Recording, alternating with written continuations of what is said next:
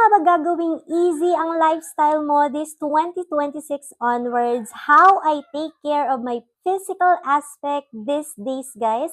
Yan ang i-share ko sa inyo today. So if interested kang malaman yan, make sure to keep on watching, especially the last part because it's a really hack.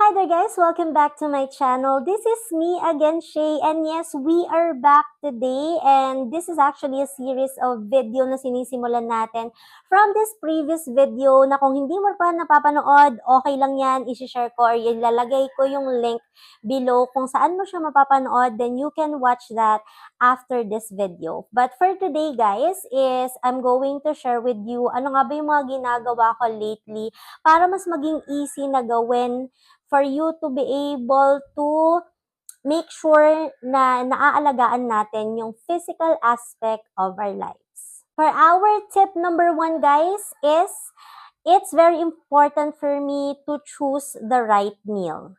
These days, guys, sobrang important pa rin sa akin yung tamang pagpili ng mga pagkain, ng mga meals ko, ng mga nilalagay ko sa plato. And right now, guys, yes, I'm still on a focus on a low-carb nutrition, but not that strict, not so perfect, but I still need to make sure na align siya. Because as you know, I'm a PCOS or PCOS or PMOS fighter. So I need to make sure na may yung mga meal na pinipili ko everyday is actually nakakatulong para mas ma-improve yung health ko. Pati na rin dun sa mga dati pa, 'di ba, na hindi na magbalik ng mga health issues na meron ako. But mostly for PCOS or for PMOS, importante na bumabalik pa rin ako or talagang yun pa rin yung pinaka-basic na food ko when it comes to especially low-carb nutrition. So I'm going to make a video, guys, paano ko nga ba ginagawa yan these days para mas maintindihan ninyo at para mas makatulong sa lifestyle ninyo kung paano nyo sisimulan or kung paano ninyo babalikan. So make sure na naka-follow or naka-subscribe kayo dito for our mga next na videos. Now, this part, guys, ito yung sinasabi ko sa inyong dapat marinig ninyo from this part hanggang sa dulo kasi ito talaga yung nakakatulong sa akin these days kung paano ko na-maintain yung health goals ko, paano ko nagagawa ng tama yung pagpili sa mga meals ko. Kailangan talaga partner tong dalawang to. Tip number 2 is I need to make sure I have a good sleep.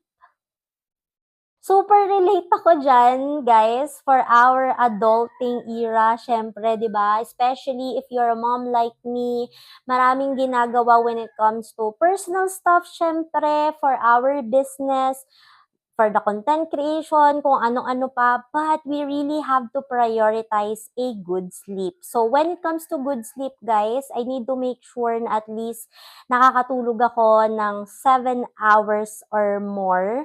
At least 7 to 8, okay na sa akin yun for me to recharge my day. So, paano ko ba siya ginagawa is I need to make sure na I plan yung mga bagay na gagawin ko ahead.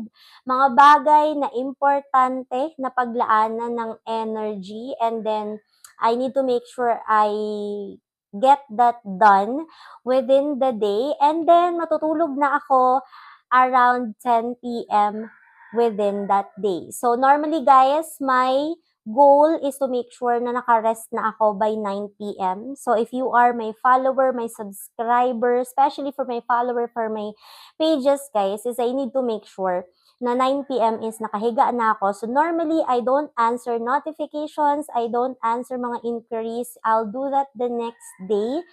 Kasi I really need to prioritize the rest. So, if you don't know pa guys, every time na stress yung body natin, like di tayo nakapagpahinga, hindi tayo nakatulog, nagpo-produce pa rin yan ng sugar sa katawan natin. So, if your goal this year or more is to be healthy, maging stable yung sugar mo, mag-improve yung health goals mo, you really need to work on the quality of your sleep. So I really need to make sure sumusunod ako doon sa sleep pattern na meron ako, and I need to make sure I have to be consistent with that time of sleep na sinet ko para sa sarili ko. So whether you are panggabi or pang-umaga, just make sure you have a quality of sleep. At least yung 7 hours na tulog is napakalaking tulong talaga.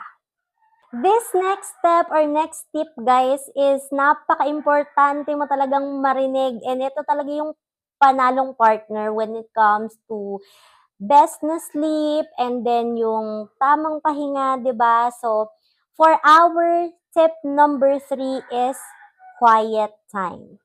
Sa mundong puno ng ingay, puno ng pressure, 'di ba? Ang daming opinyon, parang ang dami mong kailangang gawin to survive every day. Sobrang importante talaga sa akin to allot a quiet time moment for myself. As in, para sa sarili ko lang, guys. Right now, I'm a believer that how you start your first 30 minutes to an hour a day is really can make a difference kung paano magpa-function, especially 'di ba physically yung body mo para gawin yung mga bagay na dapat mong gawin. So when it comes to quiet time, guys, nag-aalat ako ng at least 30 minutes or at least an hour for me to do my meditation, to do my journal, to read a book. I love reading a book right now. Share ko yan sa inyo soon. And then I love coloring or drawing. Ayan. And yes, of course, favorite ko nga talaga yung mag-journal. So, hindi rin talaga yan nawawala. So, it really helps for me to gather and make sure na iayos yung mga thoughts ko sa day and ma-lessen yung pressure sa mind ko, kasi naniniwala din ako, guys, that if you have a clear mind, a strong mindset, na in-start mo yung day more on clear, very grateful, very, very, very positive, is mas magpa-function yung body mo properly. So, sometimes I get challenged na less sleep talaga kasi may mga kailangang tapusin, especially for the content creation, guys. If I will have talaga ng less sleep, then I have to really wake up early.